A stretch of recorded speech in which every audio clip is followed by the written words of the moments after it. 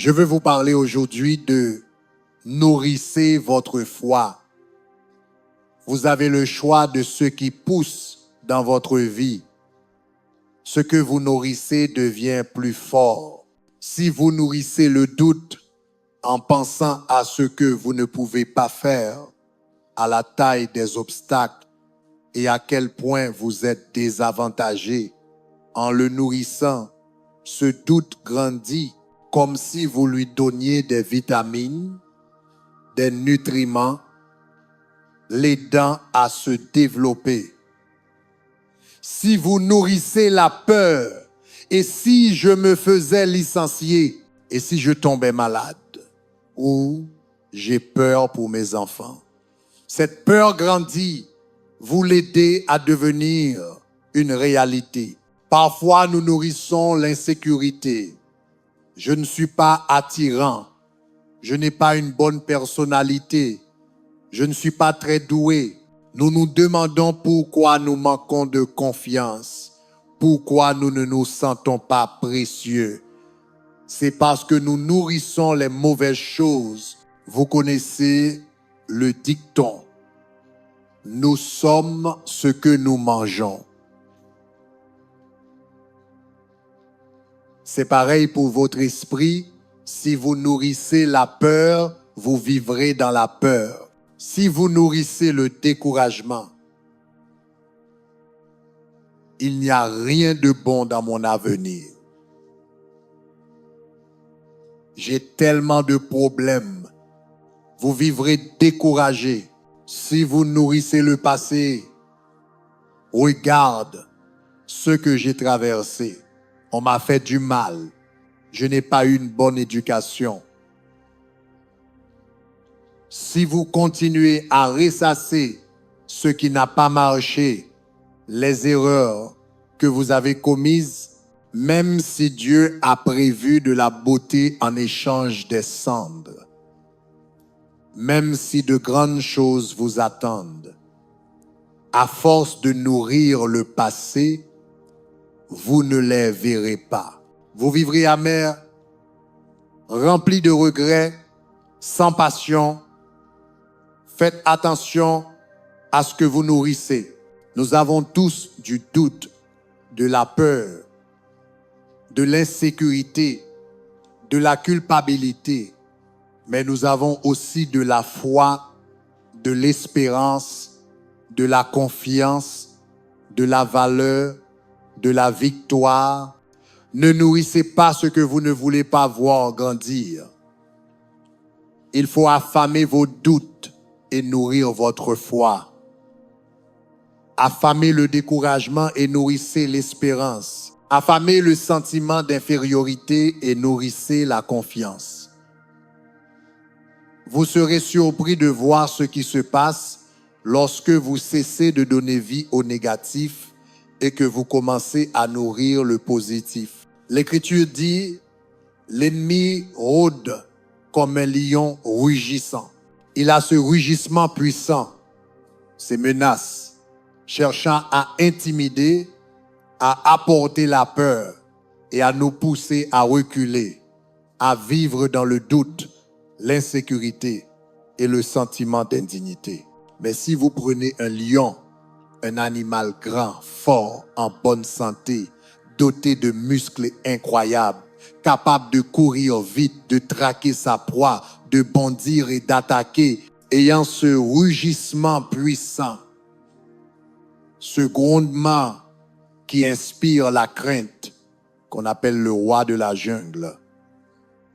Régnant où qu'il aille, si vous arrêtez de nourrir ce lion, que vous ne lui donnez plus rien à manger pendant une semaine, son rugissement ne sera plus le même. En 2 semaines, il n'aura plus la force ni l'énergie d'attaquer comme avant. En 1 mois, il sera si faible, si affamé, qu'il ne pourra même plus se lever. Nous ne pourrions pas vaincre un lion en bonne santé. Il est beaucoup trop grand, fort et puissant. Mais si vous cessez de le nourrir, l'histoire est différente. Il perd toute sa puissance, sa force, son contrôle. De la même façon, la peur, l'inquiétude, le doute peuvent sembler trop puissants. On a l'impression qu'on ne peut pas les vaincre, qu'ils ont l'avantage, mais si vous cessez de les nourrir, si vous arrêtez de vous y attarder, de leur donner de l'attention, de les laisser tourner dans votre esprit, peu à peu ils s'affaibliront. Vous en viendrez au point où ils ne pourront plus vous contrôler. Chaque fois que le doute vient vous dire « il n'y a rien de bon dans ton avenir, cette maladie sera la fin », ton enfant ne reviendra jamais sur le droit chemin. C'est le lion rugissant qui essaye de tromper, manipuler et limiter. Maintenant, c'est vous qui choisissez. Vais-je nourrir ce lion? Quand vous vous attardez sur ses pensées, c'est comme si vous lui donniez de la nourriture, renforçant le doute, la peur, le découragement. Faites-vous une faveur, commencez à affamer ces choses. Elles perdent toute leur puissance quand vous cessez de les nourrir.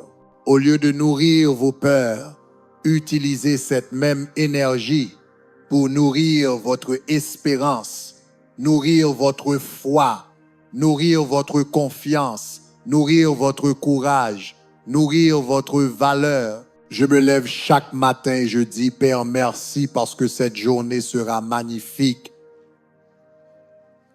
Merci parce que ta faveur m'entoure comme un bouclier.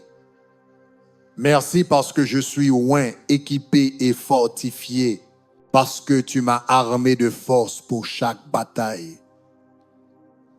Seigneur, merci parce que mes enfants sont puissants dans le pays, qu'ils accompliront leurs desseins. Merci Seigneur parce que nos derniers jours seront meilleurs que nos premiers jours, que le meilleur est encore à venir. Ce n'est pas seulement être positif, c'est nourrir ma foi, c'est nourrir mon espérance. Ce que vous nourrissez grandit. J'ai découvert que la peur ne peut pas rester là où la foi demeure, que le doute ne peut pas rester là où l'espérance demeure, que la défaite ne peut pas rester là où la victoire demeure. Vous entendez parler de tous ces régimes différents. Un régime sans glucides. Vous ne pouvez manger aucun hydrate de carbone pour ceux qui luttent contre le diabète. Un régime sans sucre, un régime à base de viande rouge, un régime sans gluten. J'ai un ami qui ne mange ni farine blanche, ni produits laitiers. Nous sommes allés déjeuner l'autre jour. J'ai commandé un hamburger et des frites.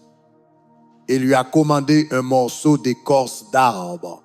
Il ne peut rien manger. Je me suis senti mal de manger mon repas. Mais il est tellement discipliné. Je ne suis pas nutritionniste, je ne suis pas médecin, mais je vais vous mettre au régime strict. Plus d'inquiétude, plus de doute, plus d'insécurité, d'offense, d'amertume, d'apitoiement sur soi, de honte, de regret. Votre nouveau régime est limité à la nourriture de la foi. Nourrissez votre foi, nourrissez votre espérance, nourrissez la paix, nourrissez la joie, nourrissez des attentes positives, nourrissez les promesses que Dieu a mises dans votre cœur. Nourrissez les rêves qu'il a placés dans votre esprit. Vous deviendrez ce que vous nourrissez. Positif, plein d'espérance, confiant, sûr de vous, ayant de la valeur, ou négatif, inquiet, plein de doutes, effrayé, inférieur. Je peux être avec une personne 20 minutes et savoir ce qu'elle a nourri. Par ce qu'elle dit, par son attitude, par sa manière de réagir à la pression, par la façon dont elle affronte l'adversité. Gabrielle Lumière, juste ma chance. On dirait que les problèmes me poursuivent. J'ai toujours ces déceptions.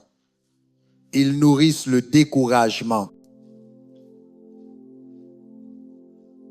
Une autre personne, dans les mêmes circonstances, dira: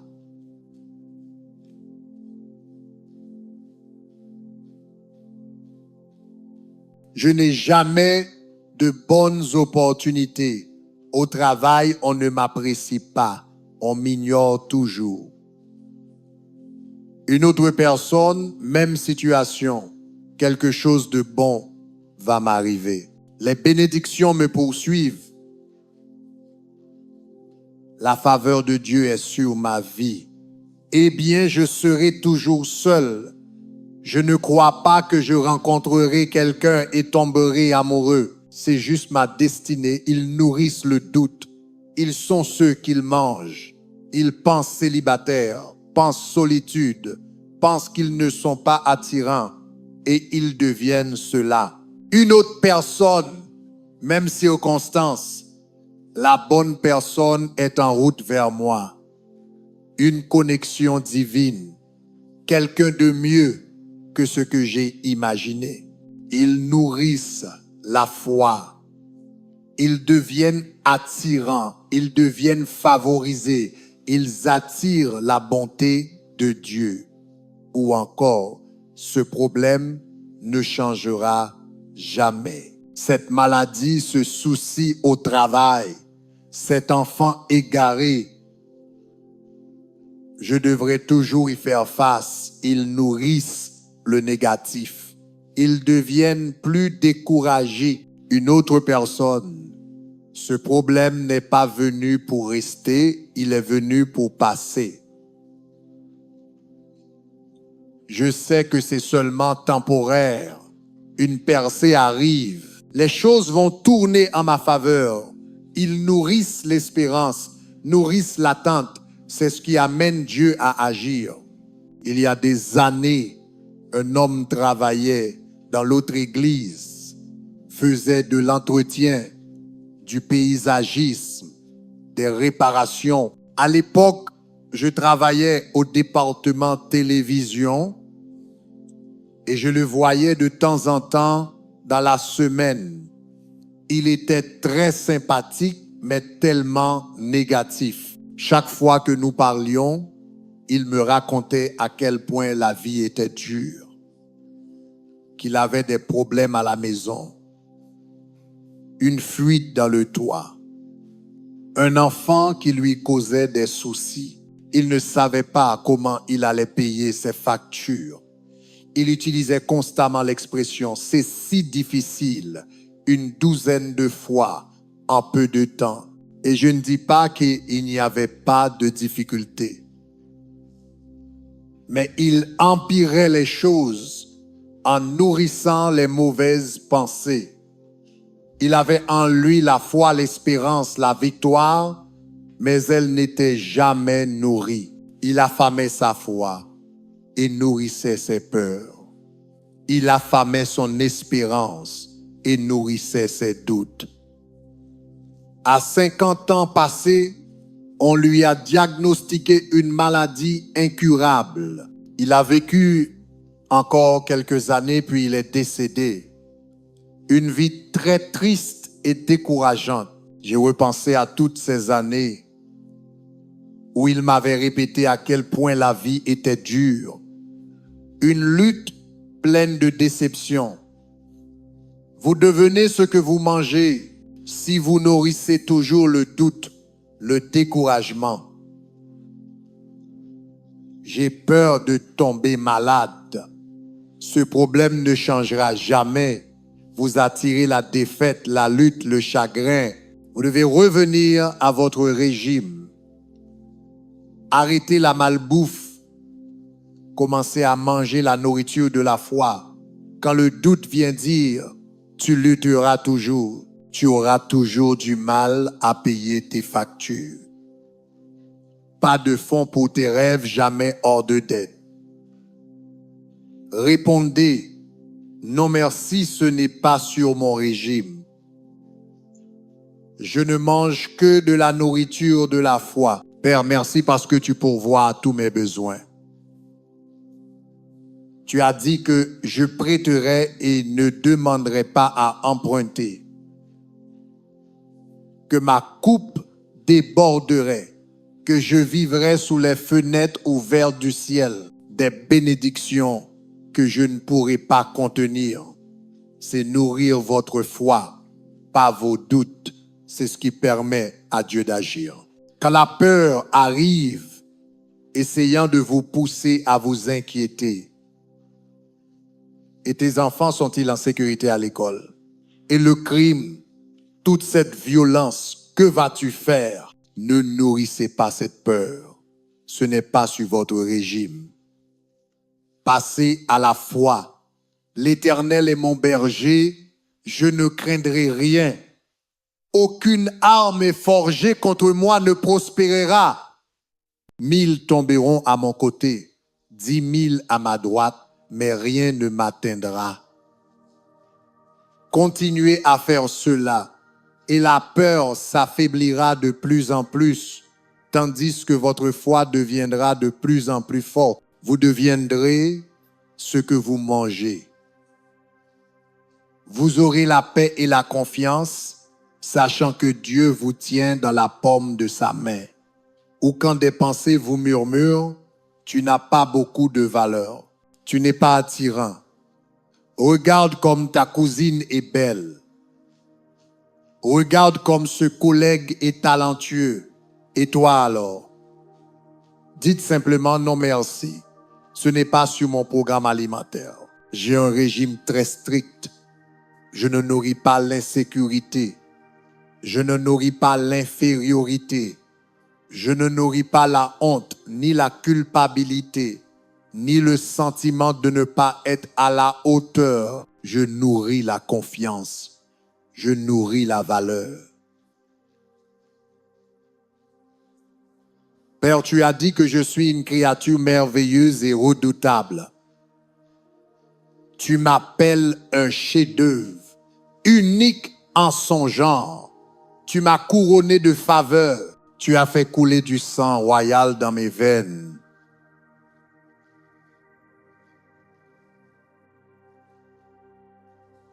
Je sais que je ne suis pas ordinaire. Je suis un enfant du Dieu très haut. Si vous pensez ainsi, l'insécurité ne pourra pas rester. Vous aurez l'audace.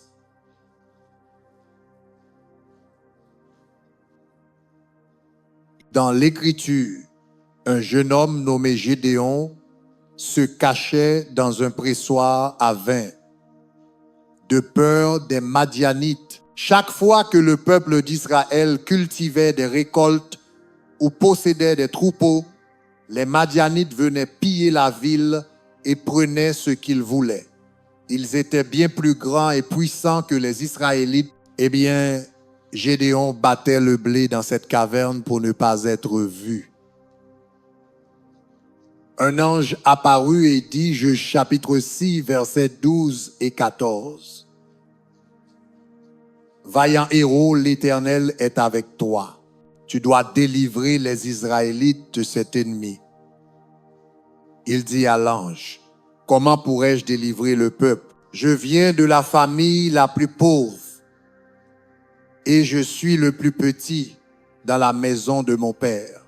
Vous pouvez voir ce que Gédéon nourrissait. L'insécurité, le doute, la peur. Je ne suis pas assez talentueux. Je viens de la mauvaise famille. Nous sommes désavantagés. Dieu savait que si Gédéon voulait accomplir sa destinée, il devait lui faire changer de régime. C'est pourquoi l'ange est venu et lui a dit, vaillant héros. Il aurait pu simplement dire, hé Gédéon, Dieu veut que tu fasses quelque chose, l'appeler par son nom, mais en disant, vaillant héros. Quelque chose s'est éveillé dans Gédéon, une étincelle de foi. Il s'est dit, ne sait-il pas que je suis pauvre, que je viens de la famille la plus faible, que je ne suis pas fait pour diriger? Pourquoi m'appelle-t-il héros? Est-ce que je manque quelque chose? Il était intrigué.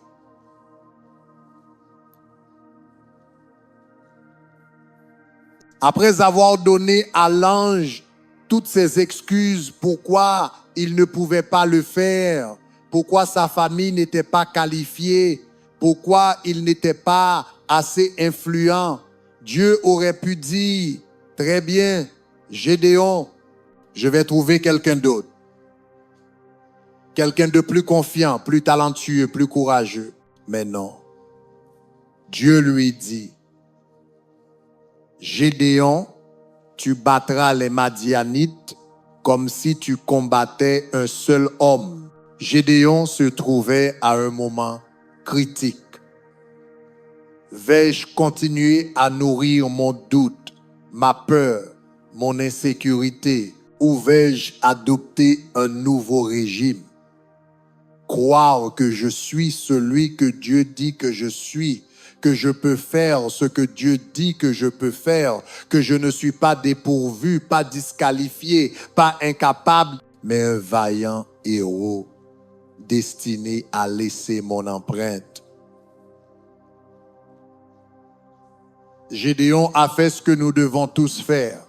Il a cessé de manger de la malbouffe. Il a changé ce qu'il nourrissait. Au lieu de nourrir la peur, il a nourri la foi.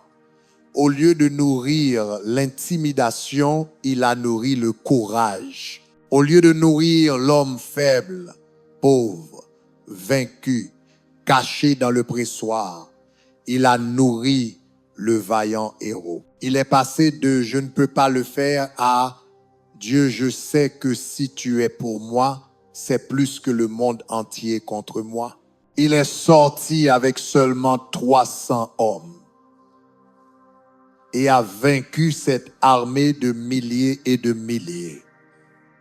Une victoire surnaturelle. Il est devenu ce qu'il nourrissait pendant toutes ces années, faible, apeuré, rempli d'insécurité. C'est sur cela qu'il se concentrait. Mais lorsqu'il a changé de régime et a commencé à nourrir le vaillant héros, c'est alors que la foi, le courage et la faveur sont sortis.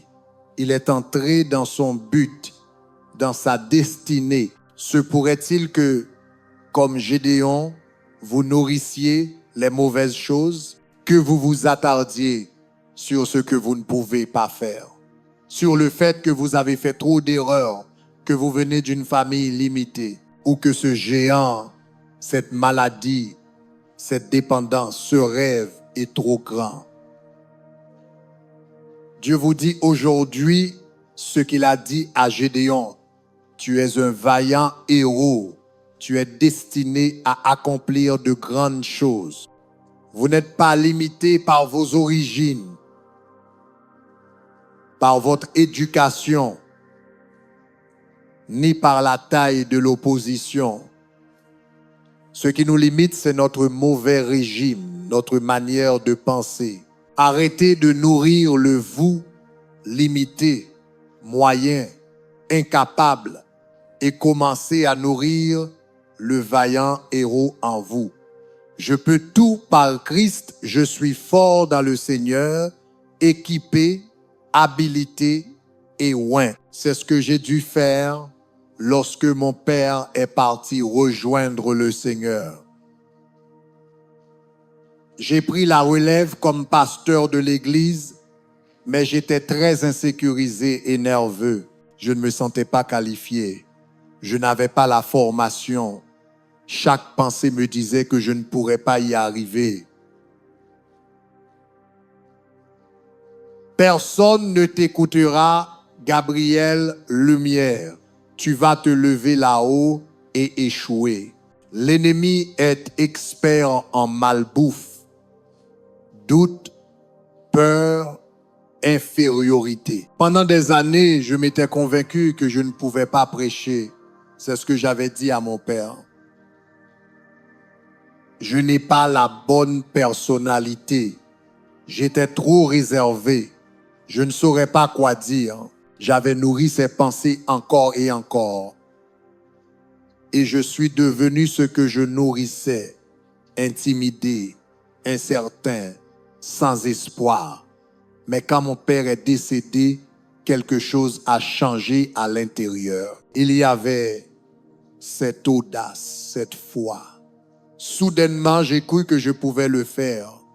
Je ne l'avais jamais ressenti auparavant. C'était comme si Dieu apparaissait et disait, « Gabriel Lumière, tu es un vaillant héros. C'est ton moment pour briller. » J'ai ressenti la foi, mais le problème était que le doute n'était pas parti. La peur n'était pas partie. L'insécurité non plus. J'ai dû prendre une décision. Vais-je continuer à nourrir cette peur, ce doute, cette intimidation? Ou vais-je changer de régime et commencer à nourrir la foi, l'espérance, le courage? J'ai fait ce que je vous demande de faire. Quand la peur disait, « Gabriel Lumière, tu ne sauras pas quoi dire. Mieux vaut ne pas monter là-haut. » Je répondais, « Non merci, ce n'est pas sur mon régime. Je suis bien capable. La faveur de Dieu est sur ma vie. J'ai été élevé pour un temps comme celui-ci. Mais Gabriel Lumière, tu n'es pas qualifié. Tu n'es jamais allé au cimetière, je veux dire au séminaire. Tu n'as pas les diplômes. Seigneur, je te remercie de m'avoir qualifié. Tu m'as choisi avant ma naissance. Tu m'as approuvé, tu m'as oint, tu as mis ta main de bénédiction sur ma vie.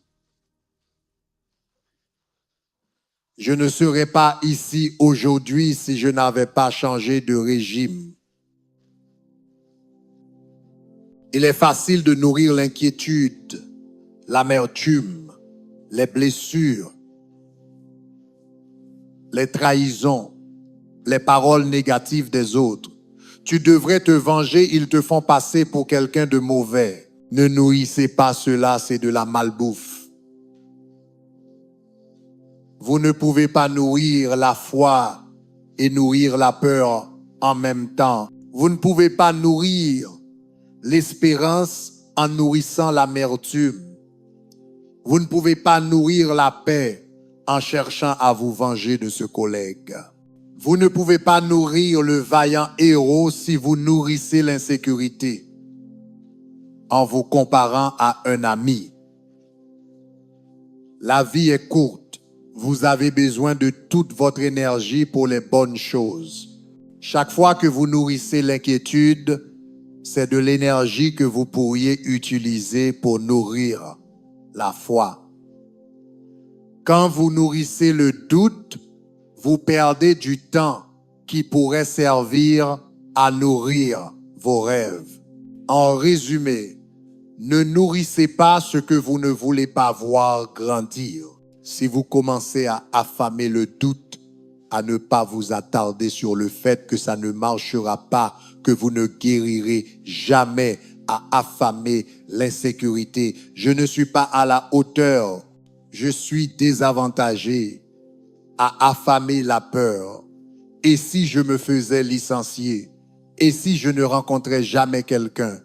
Utilisez cette même énergie pour nourrir la foi, l'espérance, la victoire. Peut être que vous luttez contre une maladie. Les pensées négatives viennent, et si tu ne guéris pas? Et si c'était plus grave? Et si ça ne marchait pas? Si vous nourrissez cette peur, elle va vous tirer vers le bas, vous décourager. Il est plus difficile de guérir quand on est inquiet et stressé. Essayez une autre approche. Ne nourrissez pas la peur. Vous ne voulez pas qu'elle grandisse. nourrissez votre foi, c'est ce que vous voulez voir grandir. Tout au long de la journée, dans vos pensées, à voix basse. Père, merci parce que tu rétablis ma santé. Merci parce que guérison, plénitude, force, énergie, vitalité circulent dans mon corps. Seigneur, merci parce que je vivrai et ne mourrai pas, que le nombre de mes jours, tu les accompliras. C'est bâtir votre foi, bâtir votre espérance. Dans l'Écriture, à plusieurs reprises, la vie du croyant est comparée à celle d'un aigle. Ésaïe 40, 31 dit: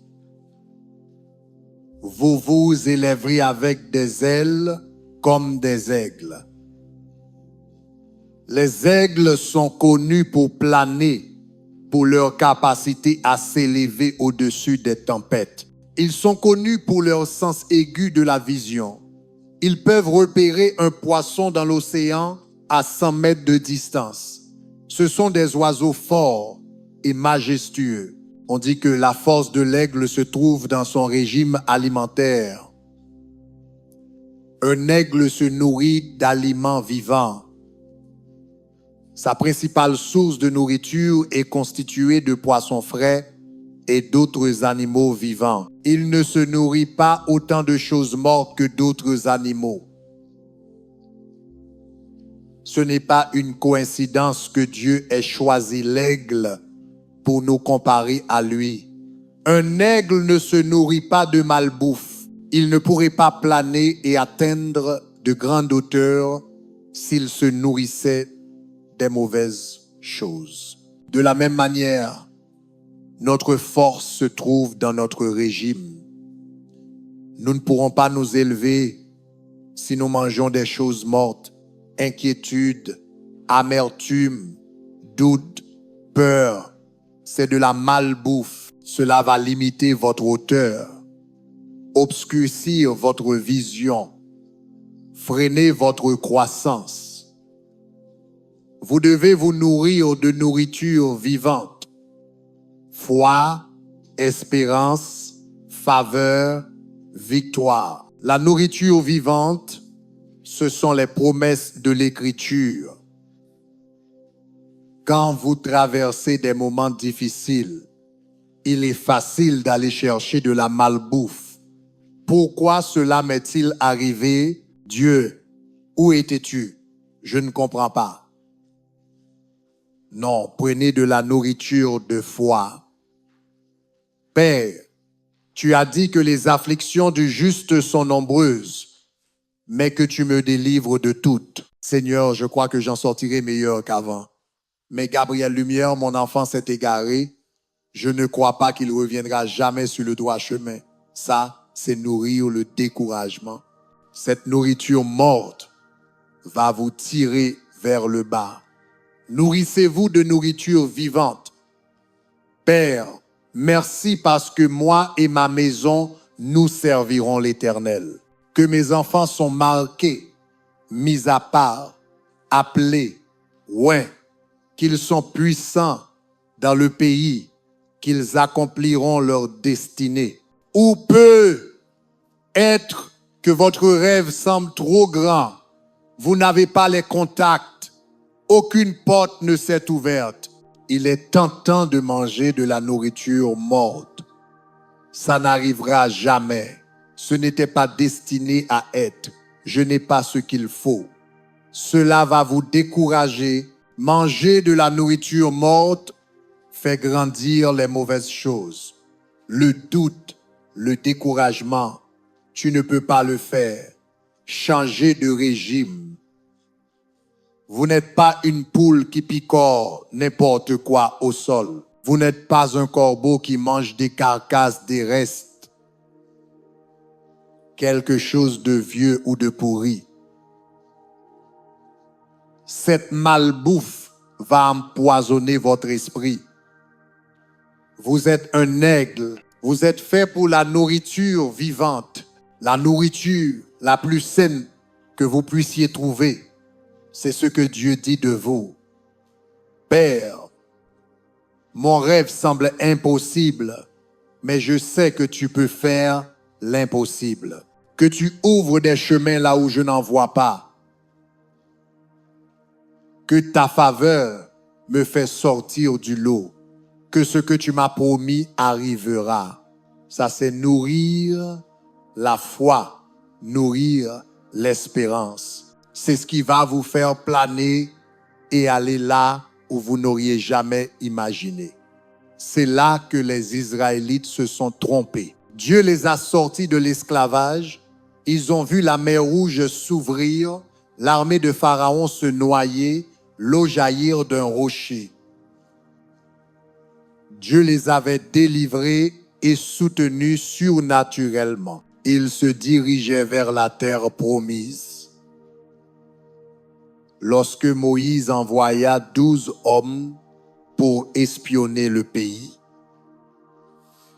10 revinrent en disant, « Moïse, nous n'avons aucune chance. Il y a des géants dans le pays. Les habitants sont énormes.